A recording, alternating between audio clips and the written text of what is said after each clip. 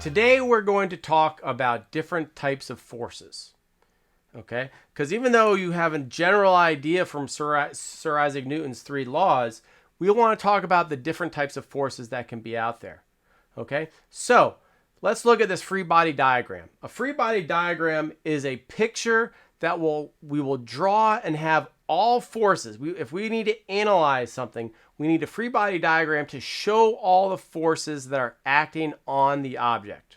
Okay, no forces that the object is acting on something else, only the forces that are acting on the object.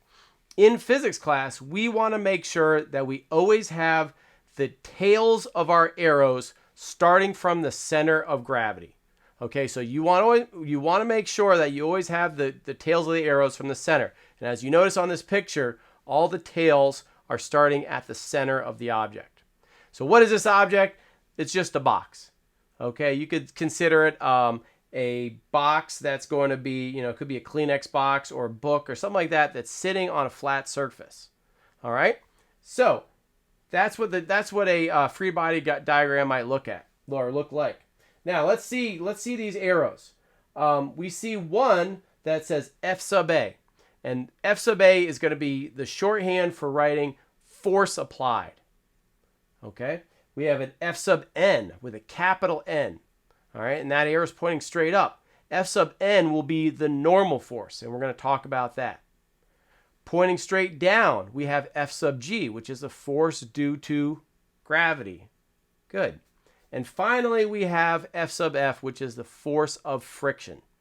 All right, and we're going to analyze these forces and see how those can be applied, and sometimes how it might look a little different. But see how these forces are applied to something as basic as, say, pushing a box along. All right, so again, the first one is F sub A, force applied. And really, there's not much. There's no equation or anything you need to know for force applied. The force applied is just the force applied. Could be something being pushed, could be something being pulled. So in this case, you could have a box that's being pushed along, pulled along, but it's just whatever's being applied to that object, the force applied. All right, the next one is the force due to gravity. Okay, and the force due to gravity we also call weight. All right, you notice that in the notes, we have 3 lines for F sub G equals weight, and that means is defined as. So the force of gravity is defined as weight, or weight is defined as a force due to gravity.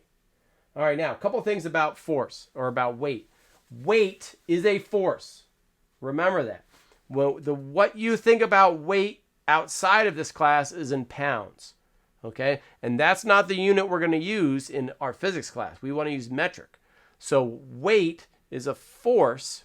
It's a force of gravity pulling down, which means the units for weight will be newtons. Named after the fig newt. Oh, you're right. No, yeah. Named after Sir Isaac Newton. Okay, so weight is a force, and we will always have the units for any of our forces. They have to have the same units, which are going to be newtons, which is the capital N. Okay? Now, here would be a formula you could write for weight. F sub G. So F sub G, notice that subscript, so force due to gravity is equal to mass times gravity. Okay? You've already probably dealt with gravity, right? Little g stands for 9.8. And yes, in your other problems, when you had falling objects, you probably said make sure it's negative 9.8. And some of your teachers might want you still to have that as negative. But for this, we can just say regular old 9.8, but we would know that it's pointing down, right? The negative just means direction anyways. And so the negative 9.8 would mean it's pulling down. And gravity always pulls straight down towards the center of the earth. Okay, that's the only direction it can pull. All right, now, quick question for you. When you go to the moon, what would change? Would your mass change or your weight? I'll pause it here and let you answer this question. Okay, what'd you come up with? All right, when you go to the moon, would your mass change or would your weight change? Your weight would change because on the moon, we have a different gravity. Your mass is just how much stuff you're made up of. It's how much matter, okay? So your mass would not change, okay? And I know we're used to pounds, and again, you think weight, you're thinking pounds and all that, but mass is going to be measured in kilograms. In our physics class, we always measure in kilograms, okay? So that's your mass. When you go to another planet or when you go to the moon, the amount of stuff you're made up of will still be the same. So you would still have the same mass. However, the gravity pulling down will be different, which means your weight would be different. All right. Next up, let's talk about the normal force. So the normal force is a force that pushes back up from the surface. Okay? So if I have that box, right, or that box that was sitting on the table, that picture that we have, the box is pushing down on the table. Well, there has to be a force. Really, it's Newton's third law. Sir Isaac Newton's third law was equal and opposite forces. So if you have the force of the box pushing down, the weight of the box is pushing down on the table has to push back up with an equal amount of force so the object doesn't fall through the table. And we've said Isaac Newton's third law will always be there, and to look at the surface. So Newton's third law, that normal force has to be equal, and it always has to be perpendicular to the surface. Okay? I could not have a force be greater than the normal force, so I couldn't have the weight be greater than the normal force, or the object would fall through the table. That can't happen. Okay? I can't have the normal force be greater than the weight of the box, or the table or the box would accelerate upward. That can't happen either.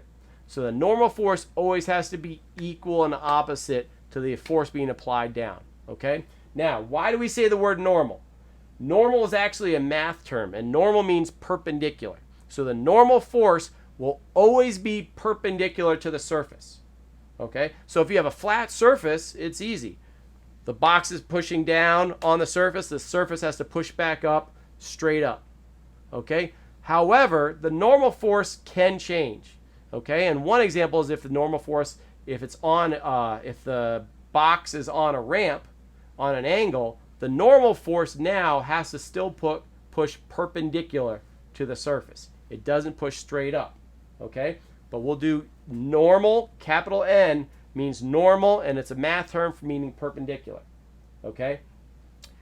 It depends on your math teacher or on your physics teacher. You might have some examples where the normal force is not the same as the weight, but just, I would say about, a good majority of the problems, you will have an object that's sitting flat on its surface. Okay, so the force is going to be nice and flat, or a box is going to sit nice and flat. And if that's the case, the normal force pushing back up will likely be equal to the weight of the object pushing down. So the force due to gravity and the normal force most of the time will be equal. Okay, some examples where it isn't, I already said, if it's on a ramp. You could also, if you had somebody push down hard on that box, okay, and apply more force than just the force or the weight of the box, that's another example where the normal force is not equal. But that's not an example that you would see right away in a physics class. Okay, so here's again showing the example. See how the normal force and the weight, F sub g, force due to gravity, are equal and opposite arrows right now.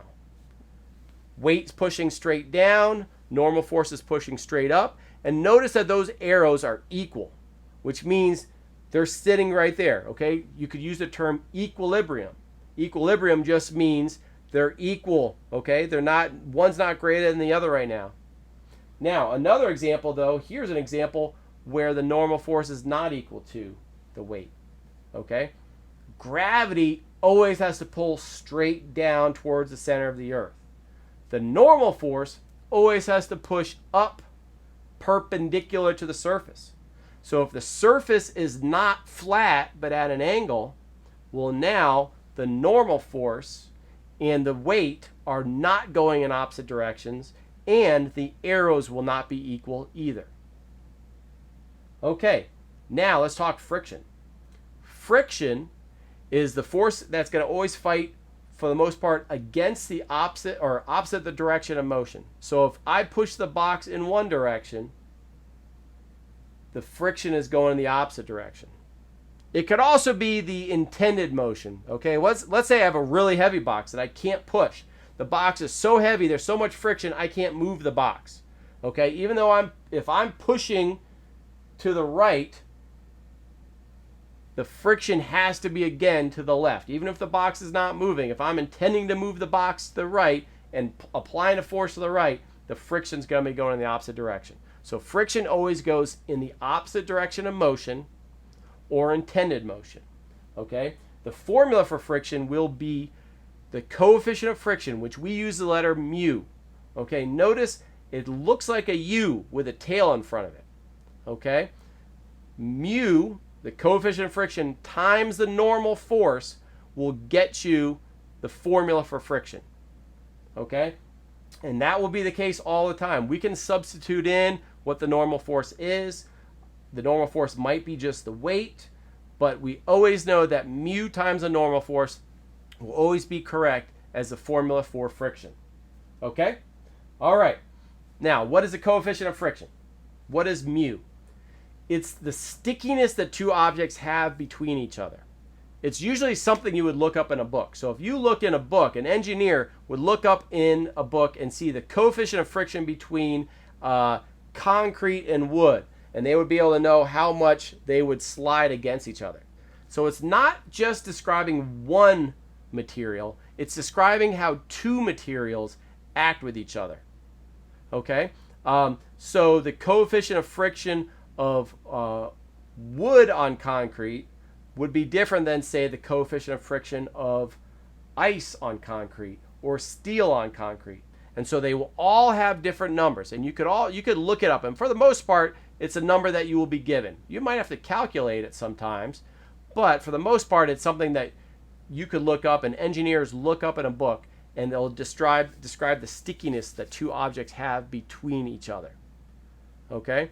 I know that when I was in high school, I had a friend that had really nice rock climbing shoes. And so he brought them into class, and he said the reason he spent so much money on these really expensive rock climbing shoes was because it had a really high coefficient of friction with the rocks he climbed, which means he could climb along rocks at higher angles than, say, regular street shoes, and he wouldn't slide down. Okay? Coefficient of frictions will be looked up all the time.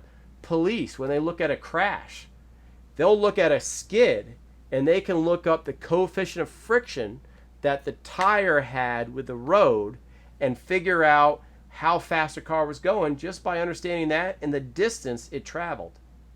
Okay? All right, so any units for the coefficient of friction?